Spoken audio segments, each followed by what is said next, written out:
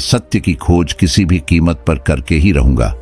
लेकिन 30 साल बीत चुके थे और अभी तक उसका अपने मन पर कोई भी वश नहीं था। जब भी उसकी नजर सुंदर स्त्रियों पर पड़ जाती तो उसके मन में कामुक विचार उठने लगता। जब भी वह अकेले में बैठता तो उसे खुद पर पश्चाताप होता कि वह क्यों सन्यासी बन गया। वह भी अच्छा पैसा काम सकता था, अच्छा परिवार बसा सकता था, उसके भी बच्चे हो सकते थे, पत्नी हो सकती थी, लेकिन यह सारे सुख त्याग कर मैं जंगल में क्यों चला आया। और इसी तरह के विचारों से वह बहुत ज्यादा नकारात्मक हो गया था। छोटी छोटी बातों पर गुस्सा हो जाना, किसी कामयाब आदमी को देखकर अंदर जलन पैदा होना और इसी तरह की नाना प्रकार के विचार उसे परेशान करते रहते थे। और इन्हीं विचारों से वह इतना परेशान हो गया कि उसने आत्महत्या करने का फैसला कर लिया। वह चाहकर भी अपनी पुरानी जिंदगी में वापस नहीं जा सकता था, क्योंकि उसने सबके सामने संन्यास लिया था और संन्यास लेने के बाद इंसान का घर परिवार सब कुछ पीछे बिछड़ जाता है। वह एक पहाड़ी के ऊपर खड़ा हुआ था और नीचे देखते हुए उसके मन में अभी भी वही विचार चल रहे थे कि अगर मैंने अपने जीवन में सही फैसला लिए होते, कोई तरकीब लगा ली होती या फिर कोई उपाय सूझ गया होता, किसी से थोड़ी सलाह ले ली होती या फिर खुद की सूझबूझ इस्तेमाल की होती, तो आज मुझे आत्महत्या करने की जरूरत न पड़ती। वह पहाड़ी से छलांग लगाने वाला था। तभी खुशकिस्मती से वहां पर एक और सन्यासी पहुंच गया। जब उसने उस सन्यासी को पहाड़ी पर खड़े हुए देखा तो उसे समझते देर न लगी कि पूरा मामला क्या है। इस बीच सन्यासी ने चिल्लाकर उस युवा सन्यासी से कहा कि भंते जहां से छोड़कर जा रहे हो वापस वहीं से शुरुआत करनी पड़ेगी। सोच लो। युवा सन्यासी गुस्से में टप्पा से बोल पड़ा कि क्यों वहीं से शुरुआत करनी पड़ेगी, इस बार मैं वह गलतियां नहीं करूंगा जो मैंने पहले की थी। युवा सन्यासी ने रोते हुए कहा कि मानता हूं कि अनजाने में मुझसे कुछ गलतियां हुई हैं, लेकिन ऐसा नहीं है कि वह गलतियां मैं हमेशा दोहराता रहूंगा। उन गलतियां से मैंने बहुत बड़ी सीख ली है, लेकिन बदकिस्मती यही है कि उन गलतियां को अब ठीक नहीं किया जा सकता। ये सुनकर वृद्ध सन्यासी जोर जोर से हंसने लगा। आसमान में बिजलियां कड़क रही थीं और वह वृद्ध सन्यासी चिल्ला चिल्ला कर एक ही बात कह रहा था कि अतीत में हुई गलतियां कोई नहीं सुधार सकता, क्योंकि बीता हुआ समय कभी लौटकर वापस नहीं आता। मूर्ख होते हैं वह लोग जो सोचते हैं कि मैं अतीत को बदल सकता हूं। उनसे बड़ा अज्ञानी इस दुनिया में कोई दूसरा नहीं हो सकता है, क्योंकि जब तुम समय को ही वापस नहीं मोड़ सकते तो तुम अपने अतीत को कैसे बदल सकते हो। लेकिन जो समझदार और ज्ञानी मनुष्य होते हैं कि एक बेहतर और अनुभवी इंसान बनने के लिए जीवन में गलतियां करना कितना जरूरी होता है। गलतियां के कारण ही तुम सीख लेकर भविष्य में खुद को बदलना चाहते हो, खुद को एक बेहतर इंसान बनाने का प्रयास करते हो। जब तक तुम्हें खुद की कमियां ही पता नहीं चलेगी, तब तक तुम अपने आप को बेहतर बनाने का प्रयास कैसे करोगे। और कमियां सिर्फ गलतियां की वजह से ही पता चलती है।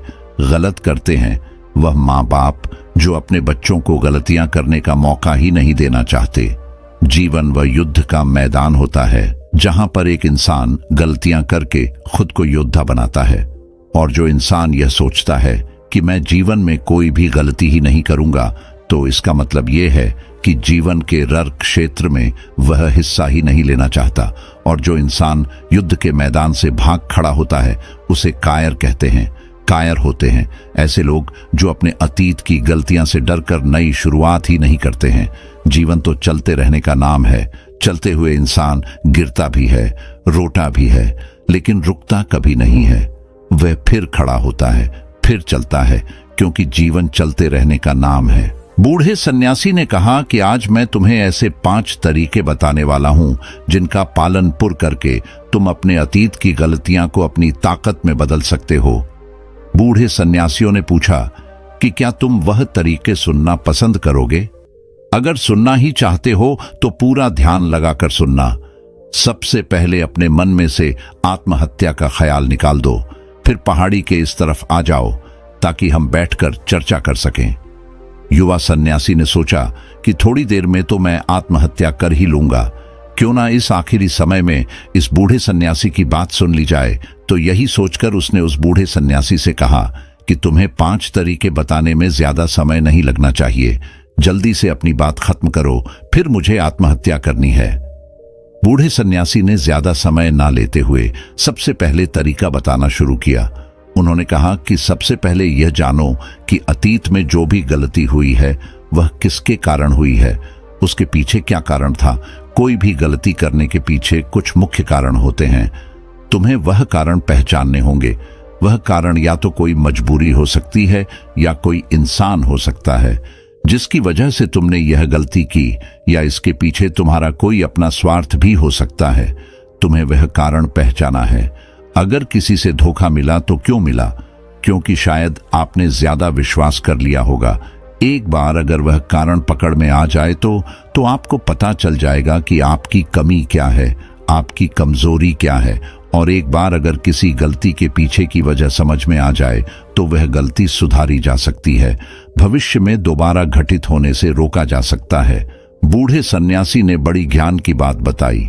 उन्होंने कहा कि गलतियां हमें दुख नहीं देती हैं, दुख हमें तब होता है जब हम अपनी गलतियां को बार बार दोहराते हैं, जब हमें यह लगने लग जाता है कि हम शायद अपनी गलतियां को सुधार नहीं पाएंगे।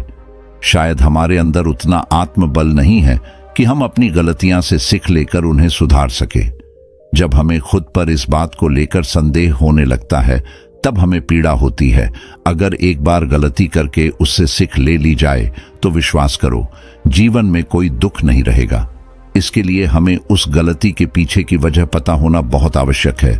जब खाली बैठकर चिंतन करोगे तो इतना कठिन नहीं है यह ढूंढना, और एक बार अगर उसे गलती के पीछे की वजह समझ में आ जाए तो फिर यह दूसरा तरीका काम आता है। गलती के पीछे की वजह समझ में आने के बाद खुद से एक सवाल पूछो, ये गलती करने से पहले तुम कैसे इंसान थे, और ये गलती करने के बाद तुम्हारे अंदर क्या बदलाव आया? क्या तुमने अपनी गलती से सीख ले ली तो क्या सीख ली, और अपने बारे में नया क्या जाना? बूढ़े सन्यासी ने कहा कि ऐसे सवाल खुद से पूछने के बाद तुम पाओगे कि तुम्हारे जीवन में कुछ नए अनुभव जुड़ गए हैं। ये अनुभव जीवन में आगे बढ़ने के लिए, विकास करने के लिए बहुत आवश्यक होते हैं। कुछ लोगों को धोखा मिलता है तो उन्हें लगता है कि उनकी इसमें क्या गलती थी, उन्हें धोखा क्यों मिला। लेकिन आपको धोखा आपकी संवेदनशीलता के कारण ही मिलता है। आप ज्यादा संवेदनशील हैं, दूसरों की भावनाओं को ज्यादा समझते हैं, इसीलिए उन पर विश्वास कर लेते हैं और आपको धोखा मिलता है। तो इसमें में आपकी संवेदनशीलता ही आपके धोखे का कारण बनती है, और यही आपकी गलती है। और अब आपको अपनी गलती की वजह भी पता चल गई है, तो ये वजह समझ में आने के बाद आपको अपने बारे में नया जानने को मिला कि आप ज्यादा संवेदनशील हैं, इसीलिए आपको धोखे मिलते हैं। अगर एक बार आपने अपने बारे में निरीक्षण करना शुरू कर दिया तो आपको अपने बारे में बहुत सी अद्भुत बातें भी पता चलती जाएगी। आप खुद आश्चर्यचकित हो जाएंगे कि आप अपने आप को कितना जानने लगे हैं। इसीलिए खुद का निरीक्षण करना बहुत आवश्यक होता है। और तीसरी तरीके से हम खुद से संकल्प करते हैं, दृढ़ संकल्प लेते हैं कि हम भविष्य में कभी भी यह गलती नहीं दोहराएंगे। कोई नई गलती कर लेंगे, कोई नई सीख मिलेगी, लेकिन यह गलती दोबारा कभी नहीं दोहराएंगे। बूढ़े सन्यासी ने बताया कि 3 तरह के लोग होते हैं। एक वह जो दूसरों की गलतियां से सीखने हैं, दूसरे वह जो खुद गलती करते हैं तब सीखने हैं, और तीसरी वह जो गलतियां करते रहते हैं लेकिन कभी सीख नहीं लेते। नदी का मतलब तभी निकलता है जब वह अलग अलग जगह से होकर गुजरती है। अगर वह एक जगह पर ठहर जाएगी तो वह कभी नदी नहीं कहलाएगी। इसी प्रकार जीवन भी नई गलतियां करने के लिए बना है। इसीलिए जो गलती तुमने एक बार कर दी तो उसके बाद खुद से दृढ़ संकल्प ले लो कि नई गलती होगी तो ठीक, वरना यह गलती जीवन में कभी नहीं दोहरा हंगा। तभी आप जीवन के प्रति बुद्धिमान हो सकते हैं, बुद्धिमानी से भरा जीवन जी सकते हैं, वरना तो एक जानवर के जीवन में और तुम्हारे जीवन में कोई फर्क नहीं रहेगा। चौथा तरीका बताते हुए सन्यासी ने कहा कि कई बार हमें अपनी गलतियां का पहले ही एहसास हो जाता है। गलती होने से पहले ही हमें पता चल जाता है कि हमसे गलती होने वाली है। इसीलिए अगर गलती होने से पहले आपको एहसास हो रहा है तो आप बहुत खुशकिस्मत हैं और आप उस गलती को होने से रोक सकते हैं। ब्रह्मांड हमें संकेत देता है, हम सब ने महसूस भी किया होगा, लेकिन हम फिर भी उसे नजरअंदाज कर देते हैं। जिसका परिणाम हमें भविष्य में भोगना पड़ता है। धीरे धीरे जब आप अपने अतीत की गलतियां से सीखने लगता है तो आपका अनुभव बढ़ने लगता है, जीवन के बारे में समझ पैदा होती है, और जब समझ पैदा होने लगती है तो गलतियां को होने से रोका जा सकता है। अपनी बुद्धिमानी का इस्तेमाल करिए, चिंतन करिए कि कोई काम आप कर रहे हैं उसका परिणाम क्या हो सकता है, क्या यह कोई गलती तो नहीं कहलाएगी, और इसी तरह आप जीवन के लिए परिपक्व बनते जाते हैं। यही आपका विकास है और सभी मनुष्यों को यहां से होकर गुजरना ही होगा, वरना तो जीवन वहीं पर ठहर जाएगा, आगे नहीं बढ़ेगा। आगे बढ़ाना है तो इस तरीके की प्रणाली अपनानी होगी। आखिरी और सबसे महत्वपूर्ण सिख, अगर तुम गलतियां से अनुभवी इंसान बन चुके हो तो अब तुम दूसरों के लिए मार्गदर्शक का काम कर सकते हो, दूसरों के लिए दीपक बनकर उन्हें रोशनी दे सकते हो। आखिरकार हम वैसे ही बन जाते हैं जैसा हम सोचते हैं, और जब आप दूसरों की सहायता करने की सोचते हैं तो आप खुद एक बेहतर इंसान बनते चले जाते हैं।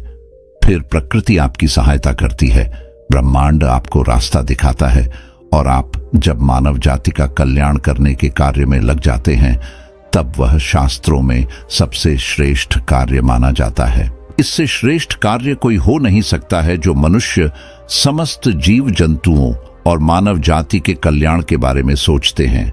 ऐसे लोग परमात्मा तुल्य हो जाते हैं, उनके मन में करुणा और प्रेम उत्पन्न होने लगता है, और परमात्मा करुणा और प्रेम का ही दूसरा नाम है। यह प्रवचन सुनकर वह युवा सन्यासी उस बूढ़े सन्यासी के चरणों में गिर पड़ा और उसे कहने लगा कि आपने मुझे ऐसे निर्मल और जीवन को सार्थक बना देने वाले ज्ञान को पाकर उसकी आंखों से धन्यवाद के फल स्वरूप आंसू बहने लगे थे, और वह बूढ़ा सन्यासी उस युवा सन्यासी को दोनों ही अपने आश्रम लौटाए। तो दोस्तों, इस कहानी से हमें यही सीख मिलती है कि हम अपने बीते हुए अपने अतीत को हम बदल नहीं सकते, पर हम अपने आने वाले भविष्य को बदल सकते हैं। और अगर अतीत की गलतियां से सीख लेकर खुद को बदलने का प्रयास करते हैं तो सही मायनों में हम एक बेहतर जिंदगी जी पाएंगे। तो दोस्तों, कैसी लगी आपको ये कहानी? आप हमें कमेंट सेक्शन में जरूर बताना, और अच्छी लगी हो तो इस चैनल को सब्सक्राइब जरूर कर लेना। तो चलिए मिलते हैं ऐसी ही कोई नई कहानी में। तब तक के लिए अपना ख्याल रखिए। धन्यवाद और नमो बुद्धाय।